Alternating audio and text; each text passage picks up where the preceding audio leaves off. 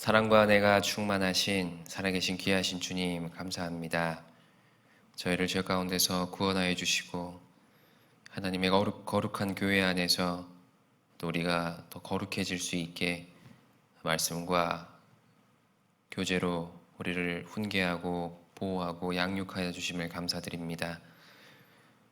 여러 가지 어려운 상황 가운데서 우리가 변함없이 믿음을 지키며 살아갈 수 있게 주님께서 그 모든 상황과 우리의 마음을 붙잡아 주시고 이 어려운 상황이 또 조속히 해결이 될 수 있도록 주님께서 권능을 베풀어 주시기를 부탁을 드립니다.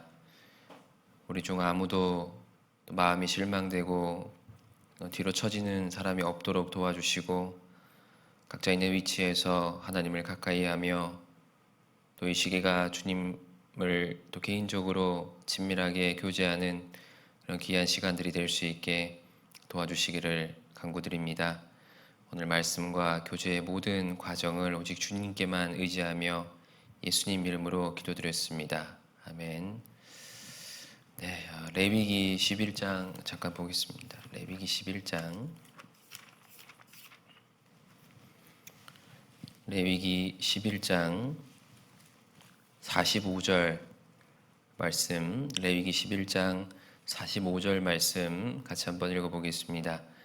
나는 너희의 하나님이 되려고 너희를 애굽 땅에서 인도하여 낸 여호와라.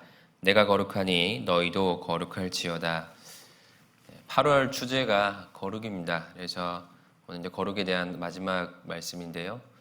우리가 8월 첫째 주하고 둘째 주에 이제 이어서 오늘 말씀을 드리는데 시간이 꽤 지나서 이게 좀 잊어버렸을 수도 있으니까 전체적인 맥락을 한번 짚고 다시 좀 시작을 하도록 하겠습니다.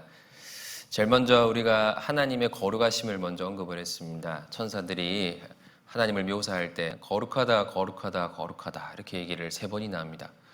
우리가 감탄사를 연발하는 경우는 그 특징이 굉장히 눈에 두드러지는 경우, 마음에 굉장히 놀라움을 주는 경우에 그러잖아요.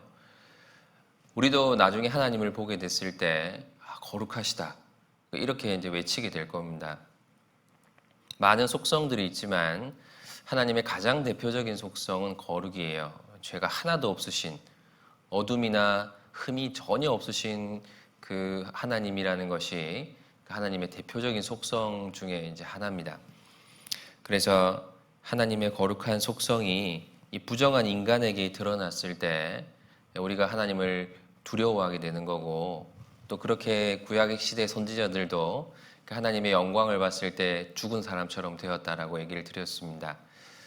사람은 이제 거룩하지 않기 때문에 이제 하나님의 거룩한 속성이 문제가 되는 거예요. 죽음 이후에 천국도 있고 지옥도 있잖아요. 그러니까 천국에 가려면 하나님처럼 거룩해져야 돼요. 근데 사람은 태생부터 거룩하지 못하다는 게 큰 문제점입니다. 좀 착하고 덜 착하고의 문제 정도로 생각하는 경향이 있어요. 거룩하면 덜 착하고 더 착하고 양심적이고 좀 덜 양심적이고 그 정도의 문제가 아닙니다. 우리가 돈이 재산이 좀 부족하면 사는데 불편하지만 죽지는 않죠.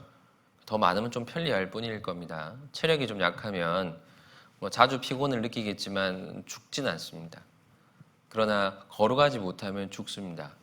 부정한 거는 진 밖으로 쫓겨나게 돼 있고 이게 파괴하도록 돼 있는 거거든요. 진멸하게 돼 있는 겁니다. 그래서 태어날 때부터 부정한 사람은 이 거룩한 하나님 앞에 설날을 두려워해야 되는 게 맞는 거죠. 하나님이 거룩하다는 것을 우리가 알게 됐을 때 당연히 이제 이 부정한 내 자신을 돌아보게 되고 그 앞에서 철저하게 이렇게 좀 낮아지게 되는 계기가 누구에게나 있었을 겁니다. 그런 부정한 인간을 위해서 예수님께서 해주신 일은 거룩하게 만들어주는 거죠. 하나님과 영원히 함께 거할 수 있는 자격을 우리에게 주려고 하는 겁니다. 우리와 딱 붙어있던 이 죄를 하나님께서 예수님께 다 담당을 시키시고 예수님은 십자가의 죽으심으로 인해서 우리의 죄를 다 용서해 줬잖아요. 그러니까 마치 한 번도 죄를 짓지 않은 것처럼 우리를 봐주시고 그래서 우리는 하나님 앞에서 거룩하다함을 얻은 사람이 되었습니다. 내가 그동안 거룩하게 살지 않았는데 왜 나를 거룩하다 하실까? 그것은 예수님께서 이룩하신 예수님의 거룩함이 우리에게 전가됐기 때문이죠. 그래서 우리가 얻은 거룩 중에 첫 번째 거룩은 영적인 거룩, 신분적인 거룩입니다.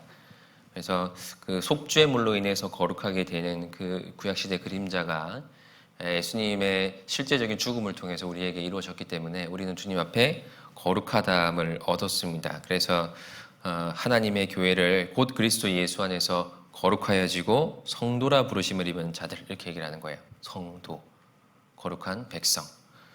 우리는 이제 성도라고 서로를 부르잖아요. 거룩하지 않은 우리를 거룩하다고 봐주시는 게 얼마나 큰 은혜입니까? 그리고 그 거룩하게 됨을 힘입어서 천국 가게 됐다는 건 더 큰 은혜죠.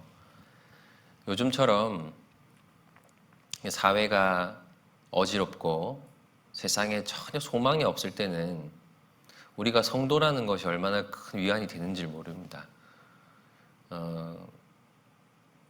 내가 여행을 갔는데 그 나라에 큰 이제 내란이 벌어졌다고 가정을 해보죠. 국가가 막 혼란에 빠집니다. 자, 그러면 여행을 온 사람은 그냥 돌아가면 되겠죠. 우리가 처음에 병이 막 전염병이 퍼졌을 때 각 국가에서 자국민을 구하기 위해서 비행기를 막 보내잖아요. 그래서 그 막 전염병이 창궐하던 그 지역에 있던 사람들이 국가의 도움을 힘입어서 다 이렇게 무사히 구출이 됩니다. 근데 그 가운데 참 희망이 없는 사람들은 누굴까요? 그 나라 사람이겠죠.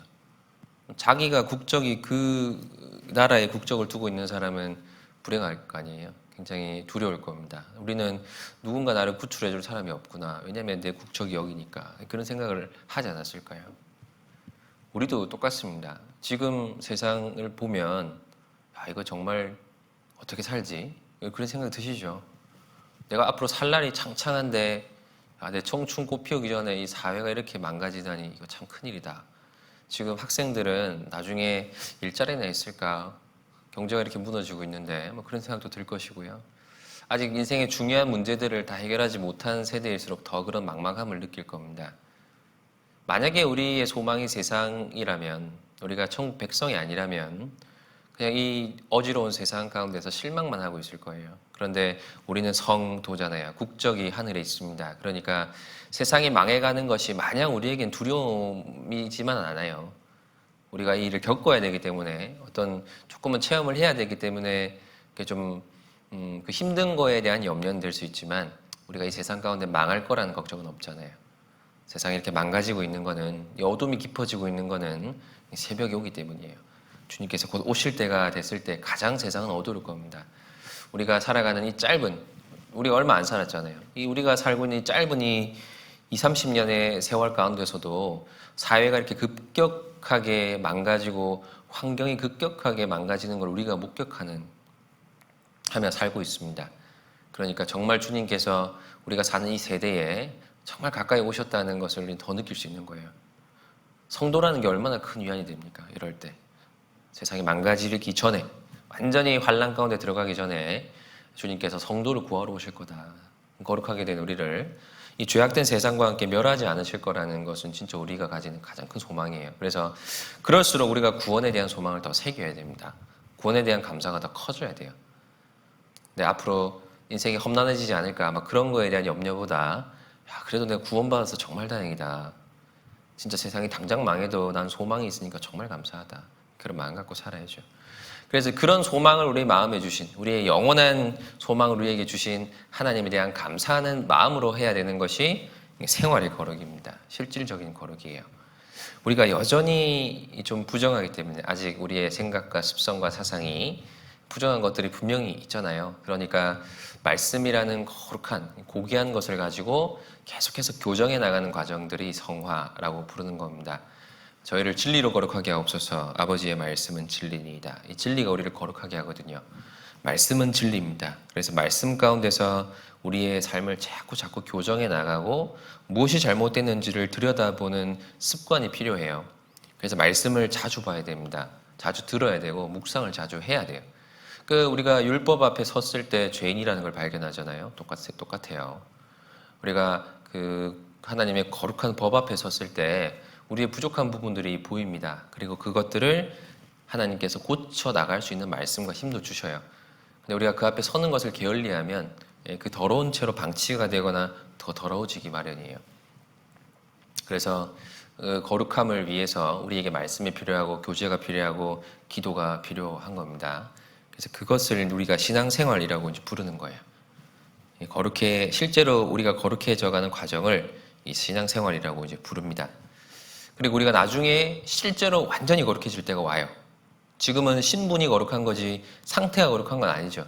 근데 나중에 상태까지 거룩해질 때가 옵니다. 그것이 완전한 거룩의 성화가 아니라 영화라고 부릅니다. 영화. 완전히 거룩하게 바뀌어버리는 거죠. 그렇게 되는 것은 예수님 재림 때 일어나는 일입니다. 우리의 낮은 몸이 주의 영광의 몸의 형체와 같이 바뀌는 거예요. 주님이 나타나실 때가 되면 우리가 주님처럼 바뀝니다. 그래서 그 소망을 가진 사람들이 아무쪼록 주님 만나기 전까지 더 거룩한 삶을 살려고 애를 써야 되는 게 맞아요. 어차피 나중에 천국 다 가잖아요. 그러니까 뭐 좀 죄 지을 수 있을 때 죄를 짓는 게 좋지 않을까요? 그런 생각 하시는 분 없죠? 죄를 지을 수 있는 기회는 지금밖에 없긴 해요. 그러나 어차피 죄 지을 기회가 지금밖에 없으니까 죄 좀 짓고 가면 안 될까요? 그때 다 같이 바뀐다 그래서요. 그 결과가 다 똑같지는 않습니다. 얼마나 내가 구원받은 이후에 주님을 닮아갔는지가 우리에겐 상이에요. 그러니까 그게 나중에 우리가 땅을 치고 후회할 거예요. 내가 좀 더 열심히 살 걸, 조금 더 많이 변화할 걸. 그렇게 이제 후회하기 전에 우리가 살아있는 동안 조금 더 거룩하게 살려고 내 삶을 좀 고쳐보려고 애를 쓰는 것이 필요해요. 그래서 주님께서는 결국 우리에게 완전한 거룩을 주실 겁니다. 그리고 주님과 함께 천국에서 거룩한 몸을 입고 영원히 살아가게 되겠죠. 얼마나 감사한 일이에요. 이 지겨운 세상을 벗어나고 이 지겨운 육체를 벗어나서 정말 불만족이 전혀 없는 세상에서 영원히 즐겁게 살아갈 수 있다는 것은 진짜 우리에게 큰 소망입니다.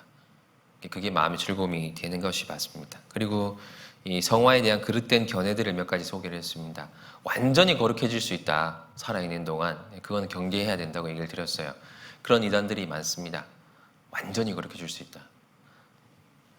사람의 성분이 다 빠져나가고 100% 예수님 성분으로 채워져서 죄를 전혀 지을 수 없는 상태가 이 땅에서도 가능하다. 그렇게 가르치는 데가 있거든요. 그런 거는 잘못된 겁니다. 어떤 경험과 어떤 지식도 삶을 완전하게 거룩하게 만들 수는 없습니다. 상태를. 우리 끊임없이 싸워가야 돼요. 날마다 자기 십자가를 지고 나를 쫓을 것이라. 그게 제자의 삶이에요. 날마다. 그리고 바리새인들처럼 어떤 그 형식과 절차의 준수를 통해서 스스로 거룩하다고 이게 착각하는 그 바리새이주의도 우리가 주의해야 된다고 말씀을 드렸습니다. 그리고 자기가 조금 거룩하다 그래서 거룩하지 않아 보이는 사람들에 대해서 영적으로 우월감을 느끼고 또 그 사람들이 멸시하는 영적 우월주의도 우리가 경계를 해야 된다고 말씀을 드렸습니다. 그 사람들이 가지고 있는 영적 우월주의의 기초는 자기들이 가지고 있는 독특한 교리나 삶의 방식이나 뭐 특별한 교육 등을 가지고 그렇게 생각을 합니다. 대부분의 이단들이 또 그렇죠. 그래서 우리 시대 대표적인 이단들은 보통의 교인들을 개돼지라고 얘기를 해요. 저들은 아무것도 몰라. 지식도 없고 진리도 없고 아무것도 없는 사람들. 자기들이 가지고 있는 그 독특한 어떤 뭐 그런 특징들을 갖고 다른 사람들을 이제 폄하하고 낮춰 부르고 그렇게 얘기를 합니다. 그리고 과거에 유행했던 고립주의. 어디 이제 그냥 산속이나 수도원 같은데 완전히 이렇게 분리돼 가지고 죄와 멀리 하며 살아보려고 하는 것들. 거룩함을 추구하는 것은 맞아요. 그거는 이제 좋은 의도인데 우리가 거룩하게 돼야 되는 목적이 그냥 개인이 거룩한 것에 그치면 안 되는 거예요. 우리가 거룩하게 돼야 되는 이유는 다른 사람을 건지기 위한 거잖아요. 잘 살아야 되고 더 열심히 해야 되는 이유가 뭐예요? 내가 뭔가 레벨을 스스로 쌓듯이 내 업적을 쌓아서 상을 얻으려고 하는 그런 게 전체의 목적이 아니잖아요. 주님이 바라시는 것을 우리의 거룩함을 통해서 이루어 드리는 것, 그것이 우리가 열심히 살아야 되는 이유입니다. 우리가 거룩하면 교회가 든든히 서 나가요. 그리고 우리가 거룩하면 거룩할수록 더 세상 사람들에게 복음을 전할 기회가 주어집니다. 요즘 교회가 지탄받는 여러 가지 이유들이 있지만 그중에 가장 두드러진 이유가 뭐예요? 외적인 거룩이 없어서 그런 거예요. 인격적으로, 도덕적으로, 윤리적으로 전혀 이렇게 칭찬할 만한 구석이 없잖아요. 자기들의 교리와 그 신앙에만 심취돼가지고 정말 맹목적이고 미친 사람처럼 행동하니까 비판과 판단을 받는 거지. 참된 신앙은 사람들에게 그렇게 인간적으로 손가락 받을 일이 없어요. 왜냐하면 하나님께서 주시는 그 참된 믿음이라고 하는 것은 사람을 도덕과 윤리보다 더 높은 수준으로 끌어올리기 때문에 그렇습니다. 우리가 말만 성도가 아니라 실제로 참된 신앙을 가진 사람들이 과거에 성인이라고 불렸잖아요. 성인, 세인트. 야, 저 사람은 정말 살아있는 예수님 같다. 이렇게 이제 불렸거든요. 그래서 불신자들조차 좋아했습니다. 불신자들조차 그 사람들을 칭송하고 그들의 믿음에 동조하진 않았지만 그 행위에 대해서는 전혀 비판할 수가 없었어요. 개인의 거룩만 이렇게 목표를 삼고 그렇게 분리되어 있다면 누구도 그 거룩을 실제로 이루었다고 얘기를 할 수는 없을 거예요.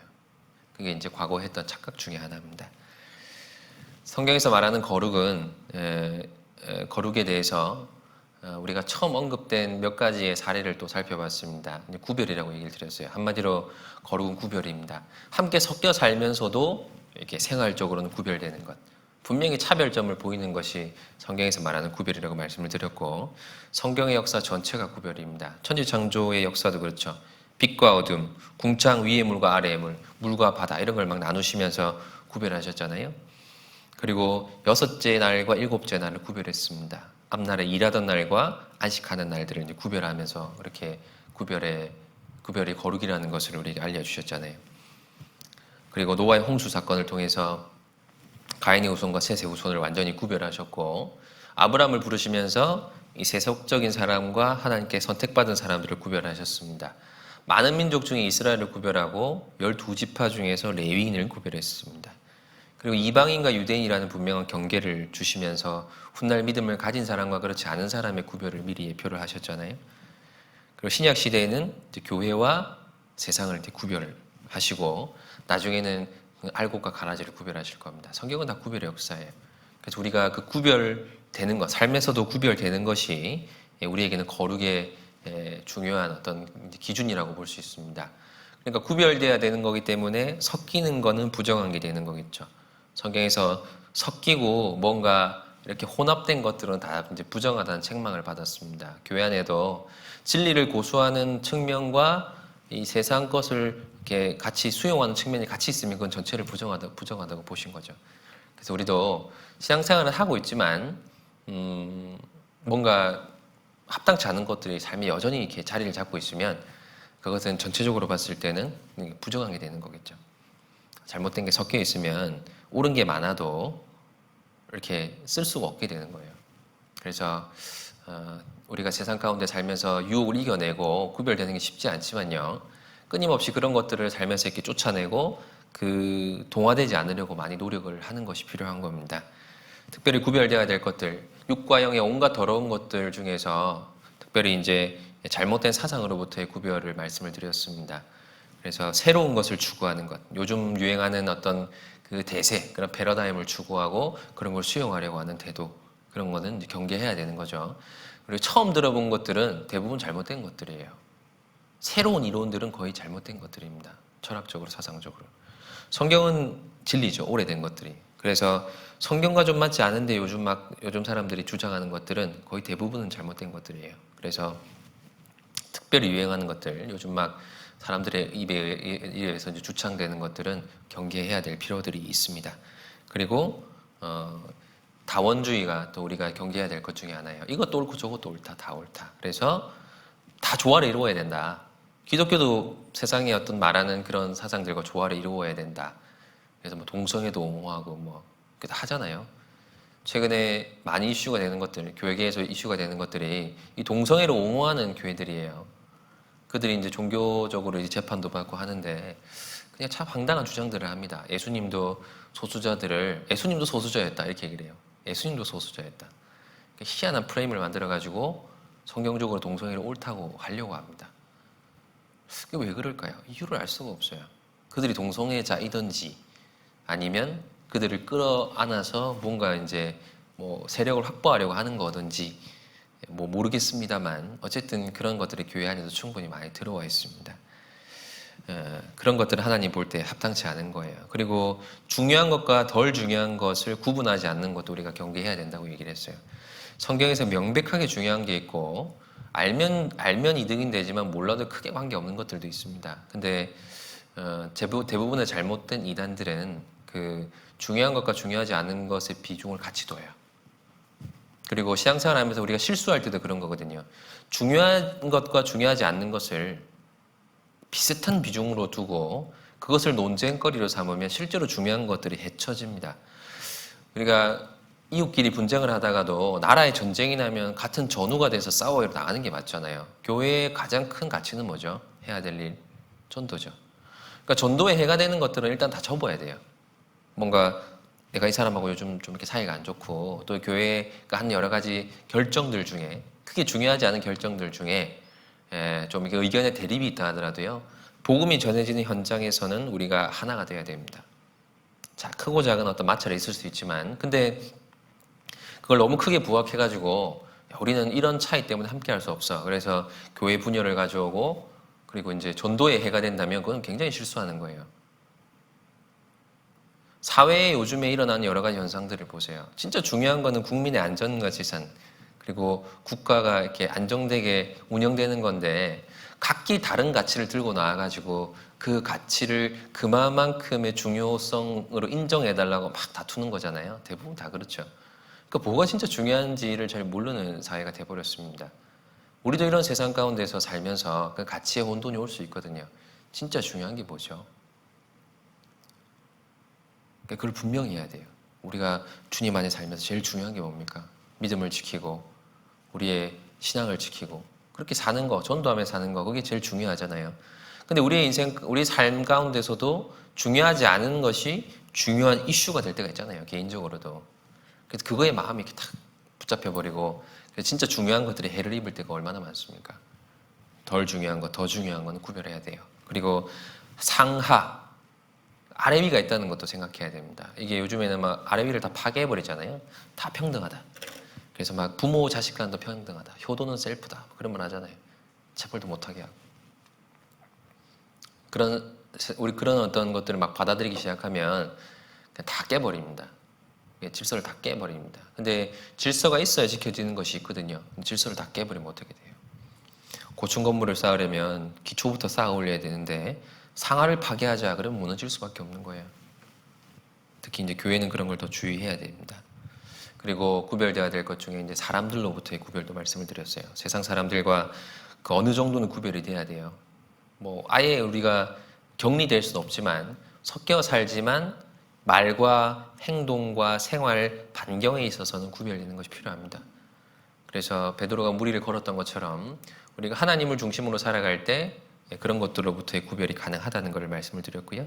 그리고 죄로부터 구별돼야 된다 말씀드렸습니다. 도덕적인 죄들, 도덕적인 죄,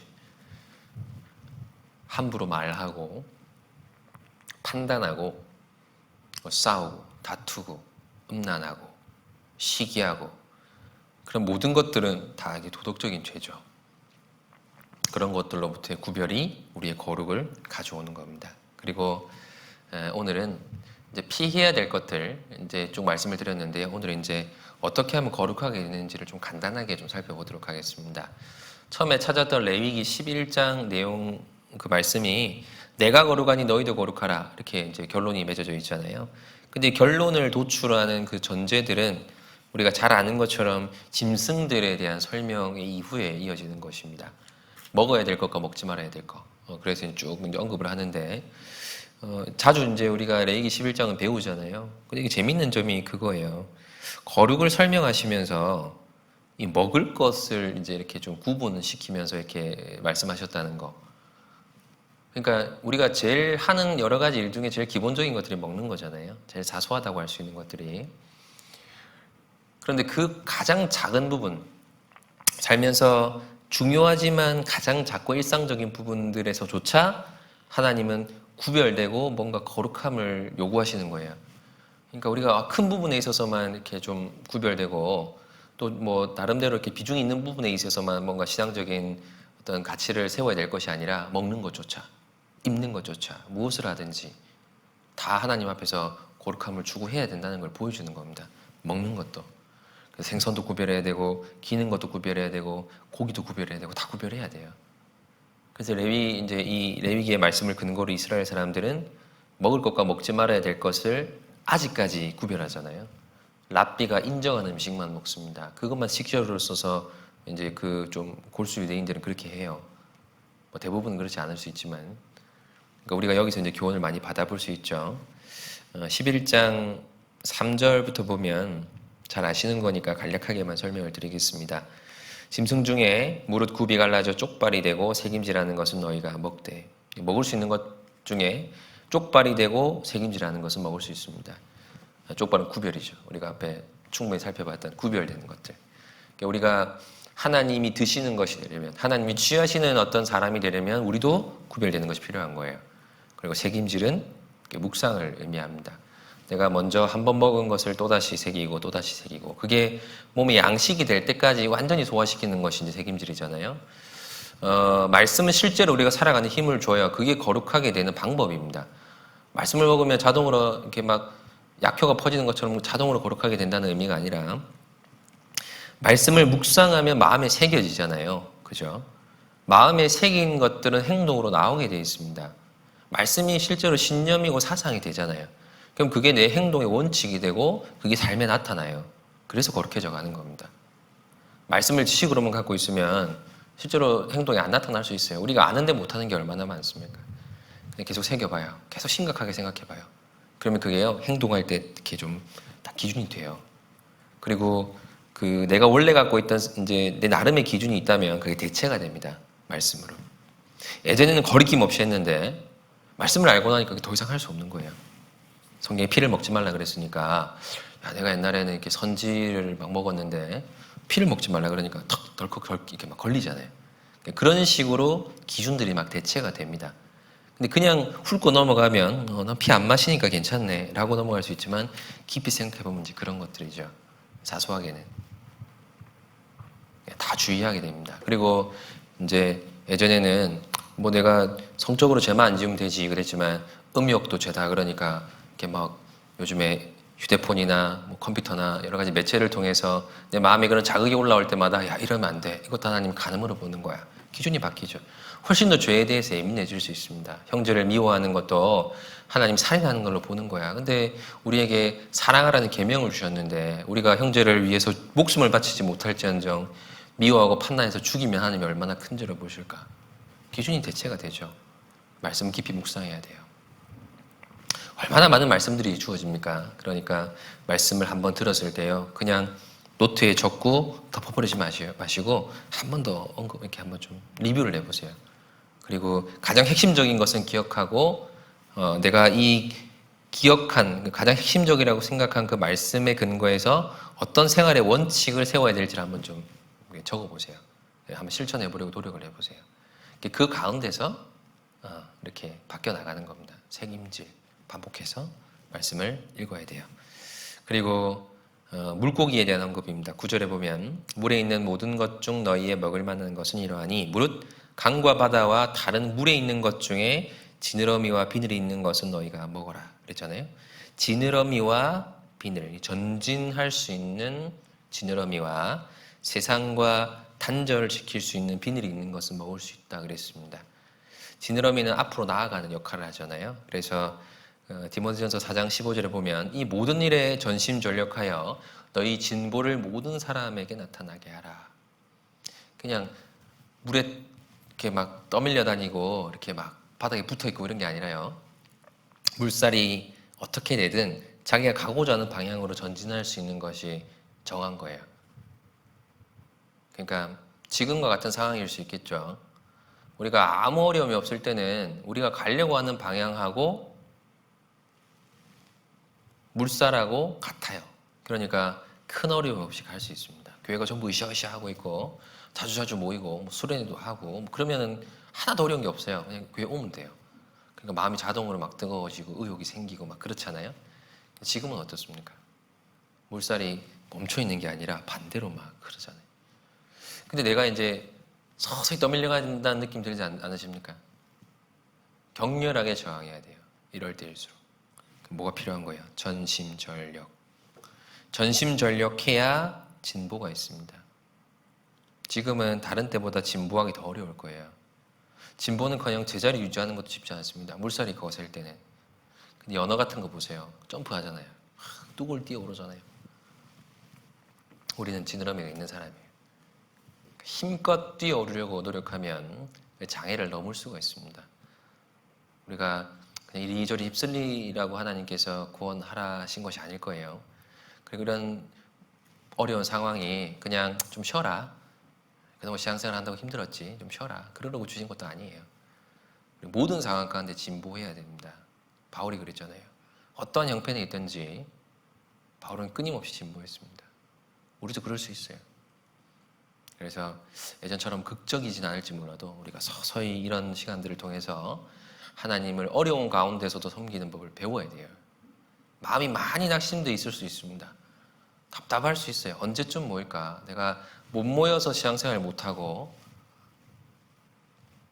상황이 이렇게 어려우니까 못하고 또 가족들이 주위에서 교회를 맡기 안 좋게 보니까 위축되고 그러지 마세요. 우리는 이 어려운 상황 가운데서도 이 지느러미를 힘차게 이렇게 막 저어가면서 앞으로 갈 수 있어요. 그리고 이 비늘도 구별을 의미하는 겁니다. 세상에 어떤 그 상처받지 않고 그리고 이렇게 자기를 보호할 수 있는 그런 강력한 비늘. 전신갑주에 비유하잖아요. 전신갑주를 살펴보면 각기 다른 것 같지만 사실은 한 가지입니다. 구원의 소망이에요. 진리의 띠, 의의 흉배, 구원의 투구, 말씀의 검. 그런 것들을 다 보세요. 평안의 복음에 예비한 것의 신. 복음, 의, 구원, 믿음 다른 건가요? 다 똑같죠? 그러니까 뭐 각기 다르게 보는 게 아니라 이 구원이 완전히 마음에 무장이 되어 있어야 됩니다. 구원에 대한 감사와 평강이 우리를 딱 지배하고 있으면요. 여러 가지 이 상황들로부터 우리를 보호할 수 있어요. 하나님만 딱 보고 있으면 사실은 이제 주변의 환경은 풍경이에요. 하나님만 딱 보고 있으면. 근데 환경을 쳐다보면 어지럽습니다. 기차 타고 갈 때 그냥 앞자리 쳐다보고 있으면 정지된 화면이잖아요. 창밖을 보면 어때요? 뭔가 빠르게 지나가죠. 그러니까 우리의 초점이 이렇게 좌우를 살필 게 아니라 정면을 딱 보고 있으면 지금 세상에 이렇게 막 지나가도 기차가 지나가는 것처럼 풍경처럼 볼 수 있어요. 근데 계속 창밖을 쳐다보면 마음이 같이 흔들립니다. 밖에서 소가 풀을 뜯으면 나도 같이 풀 뜯고 싶고 뭔가 막 비바람이 몰아치면 내 마음에도 비가 막 내리는 것 같고 막 그래요. 근데 구원의 소망은 그 모든 것들로부터 우리를 지켜줍니다. 비늘이 있으면 상처받지 않잖아요. 갑옷처럼. 그러니까 우리의 요즘 멘탈이 또 신앙이 손상되지 않으려면 무엇으로 마음을 굳게 해야 될까요? 마음은 은혜로서 굳게 함이 아름답고 마음의 은혜로서 굳게 되는 거예요. 구원이 우리의 전신갑주입니다. 진짜 소망에 초점을 두십시오. 주위에 너무 마음 두지 마요. 뉴스나 이렇게 주위의 사람들의 반응이나 여러 가지 뭐 감염병의 상황이나 이런 것들이 너무 마음을 주장하지 않도록 하십시오. 우리는 그럴수록 변하지 않는 것을 쳐다봐야 됩니다. 그래야 우리의 거룩함을 지킬 수 있어요. 이미 많이 손상을 입었을 수도 있잖아요. 마음이 갑옷을 굳게 입고 살아야 됩니다. 그리고 13절부터 보면 새들의 종류가 나와요. 새 중에 너희가 가증히 여길 것은 이것이라. 이것들이 가증한즉 먹지 말지니 하면서 언급되는 새들을 좀 살펴보면 특징들이 있어요. 육식을 하는 새, 그리고 잡식을 하는 새, 그리고 야행성, 밤에 다니는 새, 그리고 무정한 새, 사나운 새, 그리고 많이 먹는 새, 게으른 새 이렇게 이제 구별이 됩니다. 사납거나 너무 많이 먹거나 아무거나 먹거나 고기만 먹거나 그리고 게으르거나 이런 것들, 그리고 무정하거나 다 특징들이에요. 그래서 우리가 육신에 속한 것, 육식을 한다는 것은 육신에 속한 것을 이제 추구하는 것을 의미하는 겁니다. 믿음을 따라 살아야 된다는 거고, 아무거나 주워 먹는 것은 구별되지 않는 거겠죠. 이것저것 막 구별 없이 먹는 것도 잘못된 거예요. 그리고 육식하는 사람 그 새들의 특징은 썩은 고기를 주로 먹거든요. 그러니까 썩은 것들, 세상에 부패한 것들을 가까이 하는 것, 그런 것이 부정한 겁니다. 그리고 무정한 거예요. 타조가 알을 품긴 품어요. 근데 적이 오면 도망가요. 무정하잖아요. 그러니까 우리 시대의 사람들의 특징 중에 하나가 무정하며 배반하여 팔며 조급하며 무정하며, 감정이입이 잘 안 되죠. 그렇지 않나요? 저도 그래요. 많이 느낍니다. 뭔가 안타까운 상황인데 분명히 봐도 그러니까 감정이입이 잘 안 돼요. 남일 같이 해가지고 무정한 건 죄예요, 여러분. 이게 왜 무정한 것이 나쁜 거냐면 전도할 때 큰 장애가 돼요. 우리 상대의 형편이 분명히 있잖아요. 지옥 가게 되는 형편. 그거에 대한 감정이입이 전혀 안 돼요. 그러면 떼버려 두죠. 포기하게 됩니다, 빨리. 의무감에 의해서 전도는 하는데 그 사람의 형편이 실제로 내 마음에 전혀 아픔이 안 되면 지속적으로 하기 어려워요. 그러니까 가족 전도는 우리가 막 이렇게 애를 써서 하지만 동료들 전도할 때는 좀 나에게 싫게 행동하고 나쁘게 반응하면 대번에 마음이 돌아설 때가 많잖아요. 그렇게 해서 영영 기회를 잃어버린 사람들이 얼마나 많습니까? 학창 시절을 통과하면서 여러 직장을 거치면서 그냥 지나가 버리는 사람들이 얼마나 많아요. 무정한 건 죄가 돼요. 그리고 야행성, 밤에 다니는 거예요. 남이 안 보는 시간과 장소, 그런 것을 이제 막 좋아하면 선을 행하가 있다는 의도는 아니잖아요. 나는 오른손이 한 일을 왼손이 모르게 하기 위해서 나는 은밀한 곳에 가서 선행을 베풀 거예요. 거의 없을 거예요, 그런 사람. 주로 혼자 있고 싶은 것은 좋은 의도는 아닐 겁니다. 그렇죠? 그리고 탐식, 탐욕, 게으름, 이건 죄입니다. 그래서 새를 통해서 우리에게 이제 교훈을 주신 거고요. 11절에 보면 20절에 보면 날개가 있고 네 발로 기어다니는 곤충은 너희에게 가증하 돼. 특이한 친구죠. 날개가 있는데 네 발로 기어다닙니다. 날개가 있는데 여러분 날개 있으면 어떡하실래요? 그런 상상 어릴 때 많이 해보셨죠? 내가 날개가 있으면 얼마나 좋을까? 저 군대에서 그 생각 많이 했거든요. 철조망을 보면서 내가 날개가 있으면 집에 갔다 올 텐데 이런 생각했는데 날개가 있는 거는 안 기어 다니도 된다는 거예요. 날 수 있는데 왜 기어 다닙니까? 그리스도인은 날개가 있는 것 같아요. 근데 기어 다니는 경우도 있거든요. 가끔 이제 새들이 차에 치여 죽는 거 보셨죠? 비둘기가 차에 치여 죽잖아요. 얼마나 황당해요. 비둘기가 활동할 수 있는 반경은 어마어마합니다. 하늘을 엄청 높이 날아갈 수도 있어요. 차가 고작 높아봐야 뭐 2m, 3m인데 그거에 치여 죽어요. 밟혀 죽습니다. 타이어에. 황당하잖아요. 그러니까 그리스도인이 땅 쳐다보고 날개가 있는데 땅만 쳐다보고 이렇게 막 뒤뚱뒤뚱 걸어 다니다가 세상에 치이는 경우가 얼마나 많아요. 그렇게 치워버리면 날개도 쓸모없게 됩니다. 그러니까 날개가 있으면 날개를 써야죠. 우리 믿음이 날개입니다. 그 믿음장에 보면 히브리서 11장에 보면 그 사람들은 날개가 있으면서 날아다니던 사람들이잖아요. 보지 못하는 것들을 향해서 날았던 사람이죠. 그 당대의 모든 사람이 땅바닥을 기면서 살 때 장차 올 것을 보고 날아다녔던 사람들이에요. 천국 갔잖아요. 우리도 믿음이 있어요. 우리도 날개가 있어요. 기어다니면 안 돼요. 잠깐 뭐 앉을 수는 있어요. 메뚜기도 날다가 앉잖아요. 그 날개가 있는데 다리가 달린 것들이 늘 날아다니지는 않습니다. 우리도 이렇게 잠깐 앉을 수 있어요. 그러나 또 날기 위해 앉는 겁니다. 날기 위해. 앉아있다가 가끔 위험하면 날고 또 기어다니다가 가끔 위험하면 날고 그거는 정말 불행한 거죠. 우리의 날개, 이 자유를 우리가 주를 위해서 그리고 내 신앙의 어떤 그 진보를 위해서 적극적으로 활용해야 됩니다. 그리고 24절에 이런 유는 너희를 부정케 하나니 누구든지 이것들의 주검을 만지면 저녁까지 부정할 것이요. 이 시체를 만지는 것도 부정한 거고요. 죽은 행실에 가까이 하는 겁니다. 우리에게도 죽은 행실이 있죠. 과거에 이미 우리는 주님과 함께 죽었는데 여전히 죽은 행실은 우리 삶 가운데 있어요. 그런 걸 가까이 하는 것. 그리고 이미 세상이 이제 썩어지고 부패한 것들을 또 삶에 받아들이는 것. 그것도 부정한 겁니다. 그리고 30절에 합계와 육지악어와 수궁과 사막 도마뱀과 칠면석척이라. 칠면석척은 카멜레온이거든요. 7개 얼굴을 가졌다는 뜻입니다. 환경에 따라서 요즘 말로 태세 전환을 하는 것들. 이방인하고 있을 때는 완전 이방인처럼 행동하고 교회 와서는 성도 모드로 바뀌고 그런 거는 이제 부정한 거예요. 전도를 위해서 맞춰주는 것까지는 필요하지만요. 완전히 다른 사람 되면 안 돼요. 그건 이제 외식입니다. 외식. 그래서 그런 건 부정하다고 하셨습니다. 타협하지 말아야 돼요. 그리고 이런 지침들을 우리가 잘 생각하고 그렇게 먹는 것부터 가장 작은 부분부터 이렇게 지켜나가려고 노력하면 마땅히 거룩해지겠죠. 삶이. 그리고 그런 사람들 중에서 특별히 내가 더 거룩해져야겠다라고 이제 결심한 사람들이 하는 것이 나실인의 서원입니다. 시간이 없으니까 말로만 설명을 드릴게요. 민수기 6장에 보면 나실인으로서 하나님 앞에 구별된 사람으로서의 서원을 할 때 어떻게 해야 될지가 나와요. 우리가 날 때부터 나실인은 많이 배웠습니다. 삼손 같은 사람. 근데 나실인은 날 때부터 되는 것만 말하는 게 아니라요.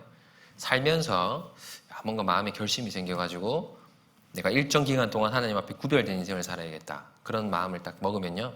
나실인 서원을 하고 그 기간 동안은 나실인의 서원의 규칙대로 살아가서 실제로 그렇게 살 수가 있습니다. 그래서 바울도 그런 적이 있잖아요. 서원을 하고 그 서원의 기간이 마쳤을 때 갱그레아에 가서 머리를 이제 깎았습니다. 그러니까 나실인의 서원의 내용을 쭉 보면 이래요. 포도에서 난 것은 포도주, 독주, 생포도, 건포도, 씨앗 아무것도 먹지 말게 돼 있어요.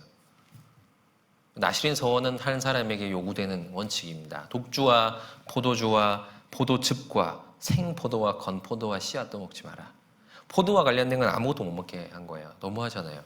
포도주와 독주를 먹지 말라. 그건 이해가 될 수 있지만 포도는 과일인데 먹을 수도 있잖아요. 건포도도 먹지 말라고 하고.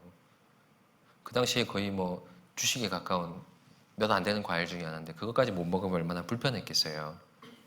근데 그 불편함을 감수하는 의미도 있지만 죄의 근원되는 건 다 끊으라는 거예요. 우리 삶 중에 우리가 살면서 하는 행동들 중에 다 죄는 아니잖아요. 죄가 아닌 것도 있어요. 그런데 죄와 연결시킬 수 있는 가능성이 있는 것들이 있거든요. 그렇죠. 그러니까 특정한 시간과 장소와 도구들은 그 자체는 죄가 아닌데 그걸 나를 죄로 인도하는 경우가 있습니다. 그래서 악은 모든 모양이라도 버리라 그랬어요. 죄를 짓는 계기를 제공하는 것들. 그런 것들은 멀리해야 됩니다. 내가 주로 혼자 있을 때 나쁜 생각을 한다. 그러면은 혼자 있는 장소, 그 시간은 그 자체로 나쁜 건 아니지만 그것이 나를 죄로 인도하기 때문에 그건 멀리하는 게 맞겠죠. 어떤 취미생활 자체가 죄가 될 수는 없지만 너무 많은 시간과 비용을 내가 거기에 낭비를 한다. 그러면 그거를 내가 애써 끊어내는 것이 맞을 겁니다. 그 자체가 죄라고 볼 수는 없지만 그런 것들이 너무 많아요. 그래서 한번 좀 생각해 보세요. 죄는 모든 모양이라도 버려야 됩니다. 그래서 내 손에 죄가 있거든 멀리 버리라. 뿌리로 내 장막에 거하지 못하게 하라. 멀리 버리라. 그래서 TV가 내 마음에 유혹을 주면 리모컨만 버리는 것보다 TV 자체를 버리는 게 훨씬 더 멀리 버리는 게 되는 거겠죠.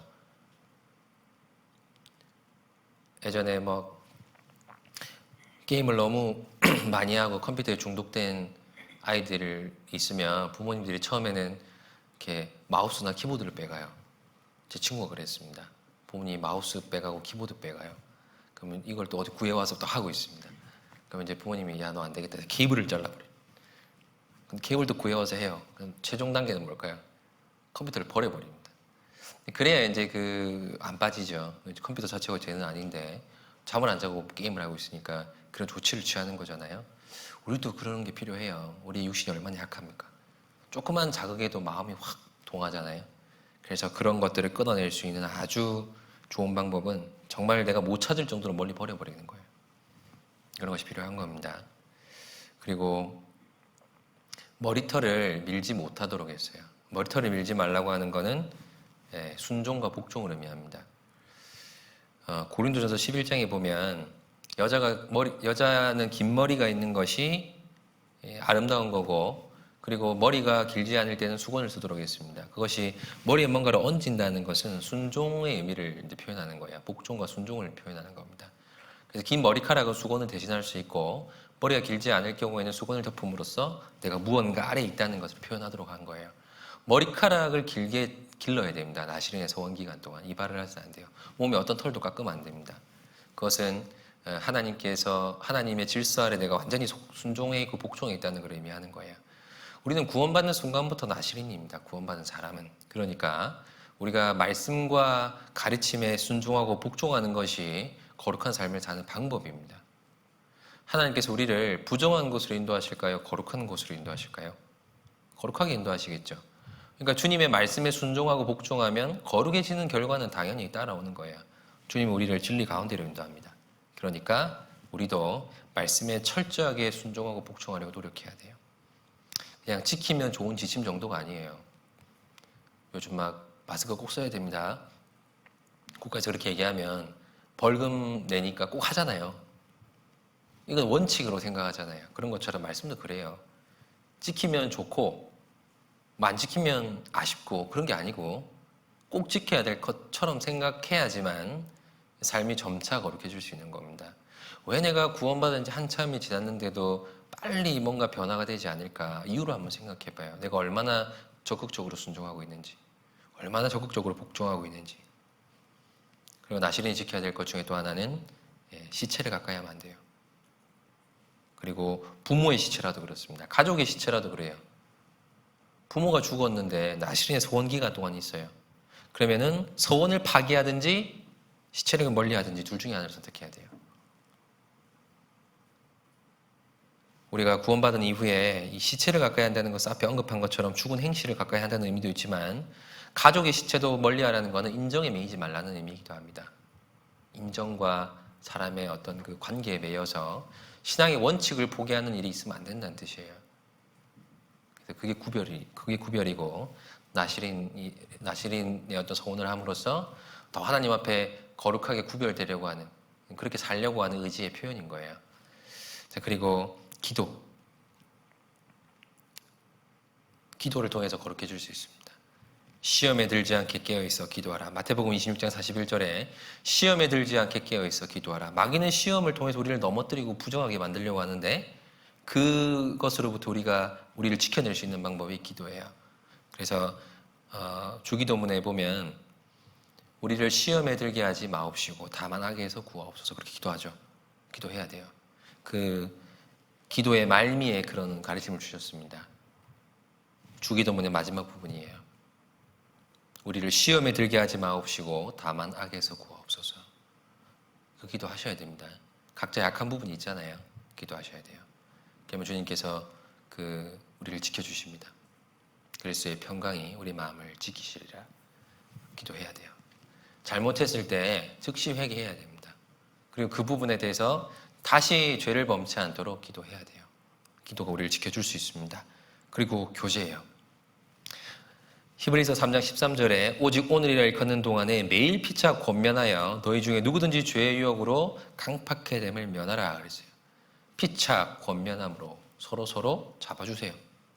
그리고 청년의 정욕을 피하고 주를 깨끗한 마음으로 부르는 자들과 함께 청년의 정욕을 피하고 주를 깨끗한 마음으로 부르는 자들과 함께 했을 때 우리가 그 거룩을 지켜낼 수가 있습니다. 열심히 잘 사는 이제 동료들과 함께 있으면 열심히 잘 살고자 하는 마음이 들죠. 그리고 그분을 보면서 실제로 교훈을 삼고 그렇게 살아보려고 흉내도 내요. 그러면서 변하는 겁니다. 우리가 처음부터 예수님만 딱 보고 예수님처럼 될 거야. 그렇게 마음먹기가 어려워요. 제일 가까이 있는 사람이 있어요. 다 본받을 만한 부분이 있습니다. 완전한 사람은 없지만 완전히 본받을 부분이 전혀 없는 사람도 없어요.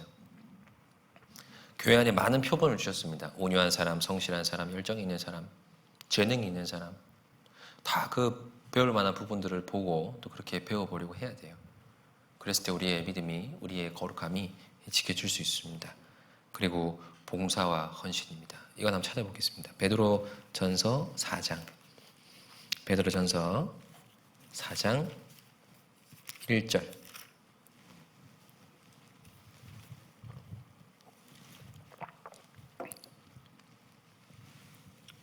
1절, 2절 같이 한번 읽어보겠습니다. 그리스도께서 이미 육체의 고난을 받으셨으니 너희도 같은 마음으로 갑옷을 삼으라. 이는 육체의 고난을 받은 자가 죄를 그쳤음이니 그 후로는 다시 사람의 정욕을 좇지 않고 오직 하나님의 뜻을 좇아 육체에 남은 때를 살게 하려 함이라. 죄를 그치는 좋은 방법이 있습니다. 고난이에요. 고난 생각하면 고난받기 싫잖아요. 근데 이 고난은 뭐냐면 주님께서 교회를 위해서 남겨두신 고난을 의미하는 거예요. 교회를 위하여 남겨두신 고난. 바울이 그랬습니다.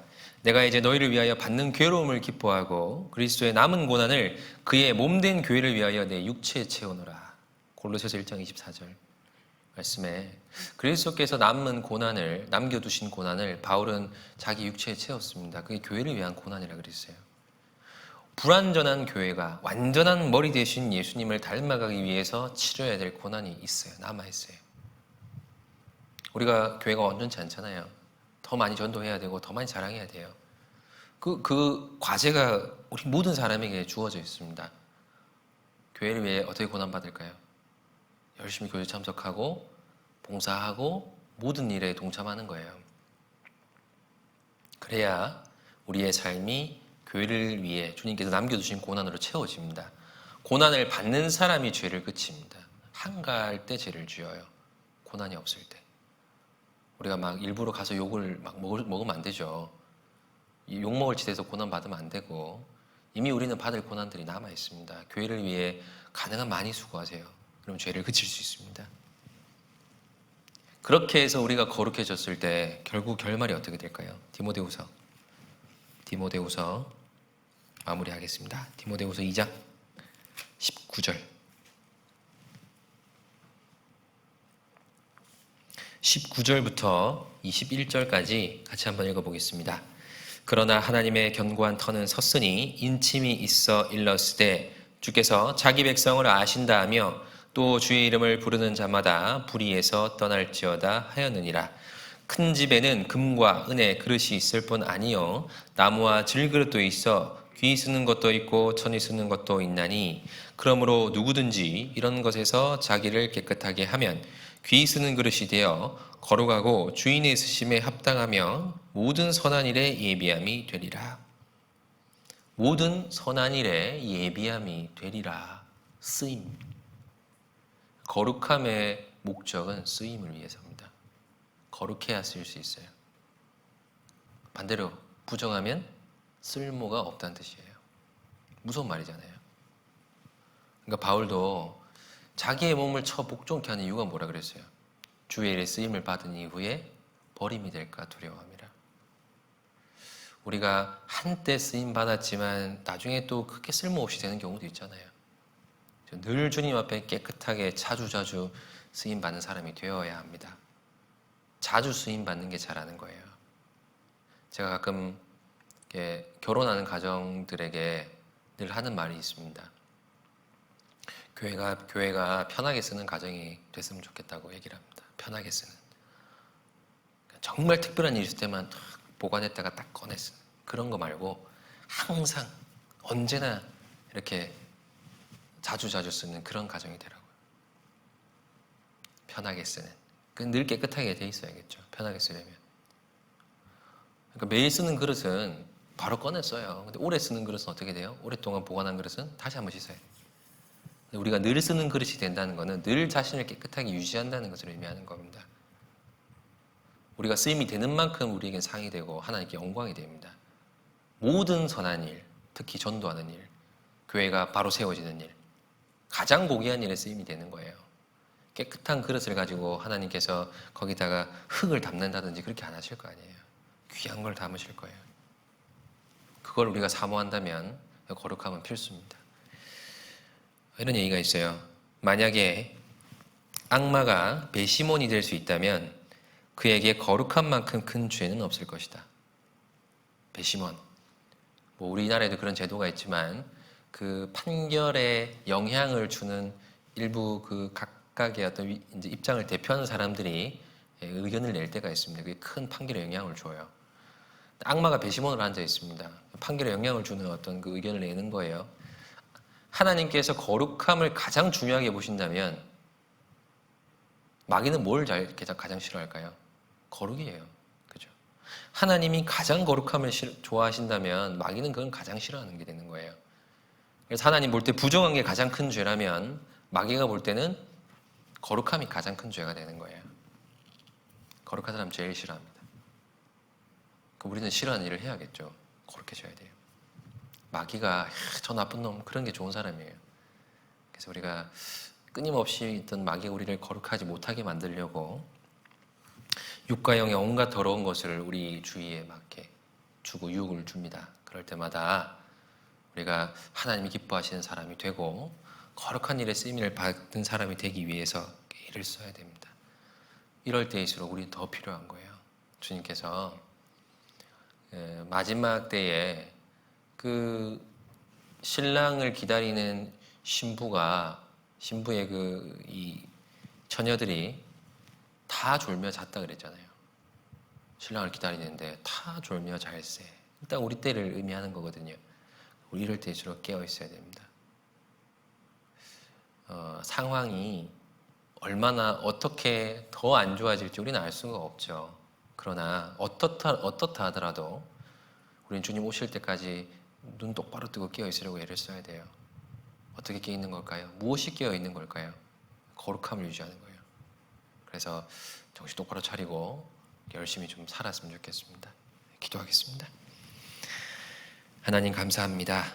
우리 함께 말씀을 배울 수 있는 시간을 허락하여 주시고 하나님의 거룩함에 대해서 생각하는 귀한 또 시간을 주심을 감사드립니다.